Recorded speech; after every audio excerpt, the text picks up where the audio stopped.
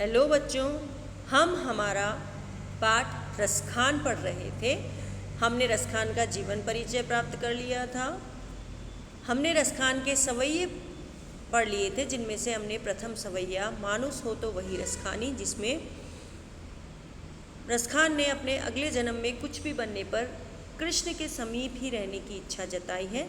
और नंबर 2 सवैया, जिसमें श्री कृष्ण से संबंधित किसी भी वस्तु पर अपना सर्वस्व न्यौछावर कर देने की बात रसखान जी ने की है, पढ़ लिए है। आज हम हमारा तीसरा सवैया मोर पखा सिर ऊपर राखियो पढ़ेंगे। इसमें रसखान ने गोपियों के कृष्ण के प्रति प्रेम को दर्शाया है।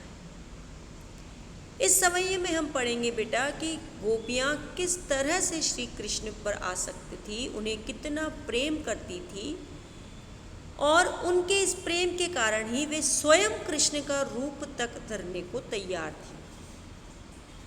वे कृष्ण के जैसे वस्त्र पहन लेंगी, उनके जैसे मोर पंख लगा लेंगी, उनकी जैसे लाठी धारण करके गायें चरा लेगी, लेकिन वो श्री कृष्ण की बांसुरी धारण नहीं करेगी।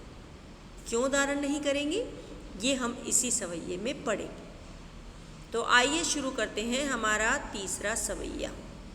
हमारा सवैया है बेटा, मोर पखा सिर ऊपर राखियो, गुंज की माल गरे पहिरूंगी, ओड़ी पितंबर ले लकुटी बन, गोधन ग्वारिन संग फिरूंगी, भावत वो ही मेरो रस खानी, जो तेरे कहे सब स्वांग करूंगी, या मुरली मुरलीधर की अधरान धरी अधरान धरोगी। सबसे पहले हमेशा की तरह कुछ कठिन शब्दों का अर्थ। मोर पखा, मोर पंख, राखियो रखूंगी, गुंज की माल, गुंज के फूलों की माला, पुष्प होते हैं बेटा जो श्री कृष्ण को प्रिय हैं, श्री कृष्ण अपने गले में धारण करते हैं, गुंज के पुष्पों की माला, गरे गले, पहिरोंगी पहन लूंगी, ओढ़ी ओढ़कर, पीतांबर पीला वस्त्र जो श्री कृष्ण धारण करते हैं, ओके, ले लेकर, लकुटी लकड़ी, बन वन, गोधन गायों के लिए आया है, ग्वारिन ग्वालों, फिरोंगी घूमूंगी, बावतो अच्छा लगता है, वो ही वही, मेरो मेरा, स्वांग स्वांग धरना रूप धारण करना, करूंगी करूंगी, मुरली बांसुरी मुरलीधर श्री कृष्ण, अधरान होठों पर, अधरा होठ पर धरूंगी धारण करूंगी। आइए देखते हैं अब इसका अर्थ। मोर पखा सिर ऊपर राखियो, गुंज की माल गरे पहिरो। कि बेटा एक गोपी श्री कृष्ण से इतना अधिक प्रेम करती है, हर समय श्री कृष्ण करती रहती है, तो उसकी अन्य सखियां उसे कहती है कि तुम यदि श्री कृष्ण से इतना ही प्रेम करती हो तो स्वयं उसके जैसा रूप धारण क्यों नहीं कर लेती हो, खुद ही कृष्ण बन जाओ, कृष्ण के जैसे रहने लग जाओ। तो गोपी रोज रोज के इन तानों से तंग आकर गोपियों को क्या उत्तर देती है कि हाँ, मैं श्री कृष्ण के जैसा रूप धारण कर लूँगी, कि मैं उनसे इतना प्रेम करती हूँ, प्रेम के वशीभूत होकर मैं वो रूप भी धारण कर लूँगी।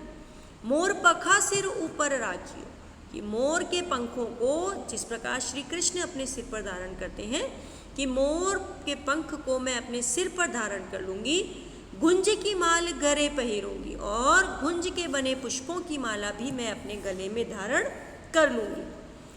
ओढ़ी पीतांबर ले लकुटी, के पीले वस्त्र पहनकर, पीतांबर ओढ़कर, लाठी लेकर, गायों और ग्वालों के साथ मैं वन में भी घूम जाऊंगी। ठीक है, कि पीतांबर ओढ़कर, हाथों में लाठी, हाथों में लकड़ी हाथ में लेकर, है ना, कि हाथों में लकड़ी लेकर मैं गायों के साथ, गायों को चराने के लिए ग्वालों के साथ वन वन भी घूम जाऊंगी। भाव तो वो ही मेरो रस खानी, गोपी कह रही है कि मुझे श्री कृष्ण इतने अधिक अच्छे लगते हैं, सो तेरे कहे सब स्वांग रचूंगी। कि श्री कृष्ण मुझे इतने प्रिय हैं, वो मुझे इतने अच्छे लगते हैं कि तुम्हारे कहने पर मैं सारे स्वांग, सारे रूप धारण कर लूँगी। कि जैसा तुम कह रही हो कि कृष्ण का रूप धर लो, तो मैं सब कुछ कर लूँगी। मोर पंख धारण कर लूँगी, गुंजों की माला पहन लूँगी, पीताम्बर ओढ़ लूँगी, लाठी हाथ में लेकर गायों को चराने ग्वालों के साथ वन वन घूम जाऊँगी। क्योंकि भाव तो वो ही, मुझे तो वही श्री कृष्ण अच्छे लगते हैं। तुम्हारे कहने के अनुसार मैं वो सारे स्वांग, सारा रूप धारण कर लूँगी। लेकिन या मुरली मुरलीधर की, लेकिन श्री कृष्ण की वो मुरली, मुरलीधर मतलब श्री कृष्ण और मुरली मतलब बांसुरी, कि मुरली को धारण करने वाले श्री कृष्ण की वो बांसुरी जो उन्होंने अपने होठों पर धारण कर रखी है, कि अदरान धरी, कि जो बांसुरी श्री कृष्ण ने अपने होठों पर धारण कर रखी है, वो मैं अपने होठों पर धारण नहीं करूँगी। या मतलब वह मुरली बांसुरी, वह बांसुरी जो श्री कृष्ण ने अपने होठों पर धारण कर रखी है, अधराना धरूंगी, मैं अपने होठों पर धारण नहीं करूँगी। क्यों? क्योंकि मुझे वह बांसुरी बिल्कुल भी प्रिय नहीं है। वह बांसुरी मुझे अपनी सौतन के समान लगती है। सौतन किसी भी पुरुष की दूसरी पत्नी, है ना। तो कि वह बांसुरी मैं अपने होठों पर धारण नहीं करूँगी, क्योंकि वह बांसुरी मुझे बिल्कुल भी प्रिय नहीं है। वह मुझे अपनी सौतन के समान लगती है, क्योंकि श्री कृष्ण सर्वाधिक उसी बांसुरी से प्रेम करते हैं। श्री कृष्ण अपना सारा समय उसी बांसुरी के साथ बिताते हैं।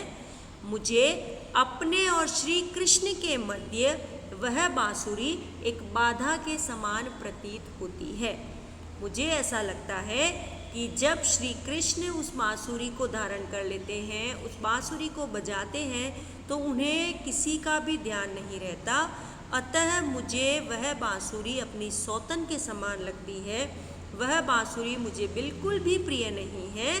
अतः मैं कृष्ण का सारा रूप तो धारण कर लूँगी, लेकिन उन्होंने जो बांसुरी अपने होठों पर रखी हुई है, वो बांसुरी मैं अपने होठों पर धारण नहीं करूँगी।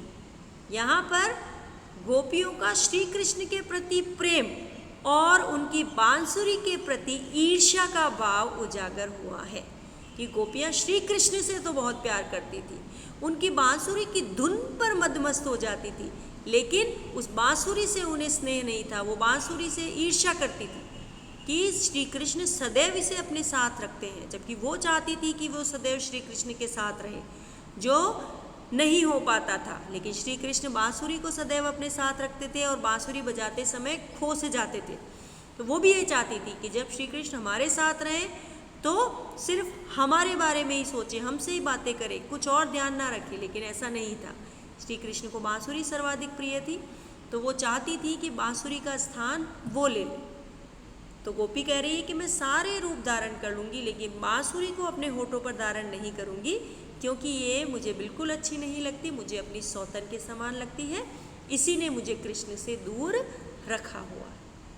ओके बेटा, तो हमारा ये आज का सवैया है। आज आपको इसका अर्थ अपनी हिंदी की कॉपी में लिखना है और इस पर दिए गए कुछ अतिरिक्त प्रश्नों को अपनी हिंदी की कॉपी में करना है। ओके बेटा, पढ़िए, समझिए, हर शब्द का अर्थ कीजिए, हर पंक्ति का अर्थ कीजिए और किसी भी तरह की परेशानी होने पर मुझसे पूछिए। ओके बेटा।